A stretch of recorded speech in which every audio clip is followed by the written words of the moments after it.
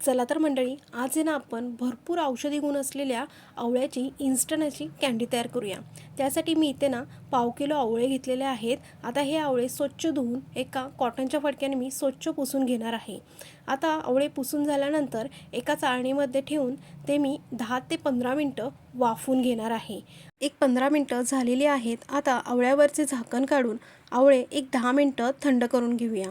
आवळे थंड झाल्यानंतर त्याच्या पाकळ्या वेगळ्या करून घेऊया व त्यातली बी बाजूला काढून घेऊया।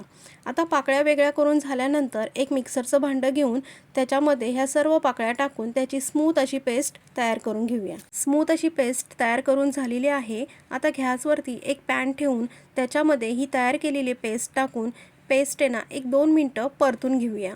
पेस्ट परतून झाल्यानंतर त्यामध्ये 1 वाटी साखर टाका व साखर आवळ्याच्या पेस्टमध्ये विरघळून घ्या। साखर विरघळून झाल्यानंतर त्यामध्ये चवीनुसार काळं मीठ, अर्धा लिंबाचा रस, 1 चमचा कॉर्नफ्लॉवरची पेस्ट टाकून पेस्ट घट्ट होईपर्यंत परतून घ्या। पेस्ट घट्ट झालेली आहे। आता याच्यामध्ये आवळा कँडीला चकाकी येण्यासाठी 1 चमचा तूप टाकून तूप पेस्टमध्ये एकजीव करून घ्या।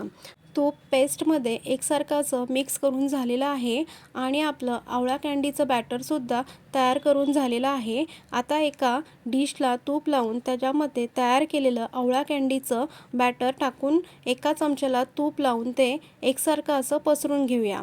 तूप लावल्यामुळे बॅटर ना चमच्याला चिटकत नाही। आता बॅटर एक 10 ते 15 मिनिटं सेट करायला ठेवूया। बॅटर 10 ते 15 मिनिटं सेट करून झालेलं आहे।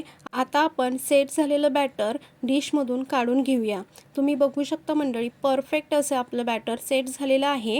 आता सेट झालेल्या बॅटरचे चाकूच्या साहाय्याने चौकोनी आकारात कँडीज कट करून घेऊया। तुम्ही बघू शकता मंडळी, कँडीज आपल्या मस्त अशा तयार झालेल्या आहेत।